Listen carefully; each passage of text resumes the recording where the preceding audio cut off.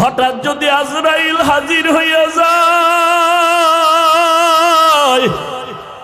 আজরাইল আলাইহিস সালামকে যদি আল্লাহ পাঠায় দেয়, আর আজরাইল আইসা যদি দেখি তোর হাতে নাচ গানের মোবাইল, তুই বসে বসে নাচ দেখতেছো, গান শুনতেছো, আজান হইতেছে, তোর গানের আওয়াজ বন্ধ হয় না, তোর নাটক বন্ধ হয় না, কত মেয়ের চরিত্রের উপরে আঘাত করতেছো, কত মানুষের জীবনটাকে দুনিয়ার থেকে বরবাদ করে দিয়েছো। আজরাইল যখন আসবে তোমার সামনে স্বাভাবিক অবস্থায় আসবে না।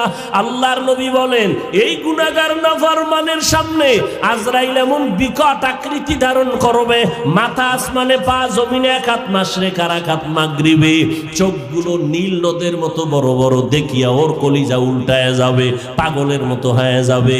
ও মা বলিয়াও ডাকতে পারবে না, আব্বু বলে ডাকতে পারবে না। আজরাইল আইসা রূহটা যখন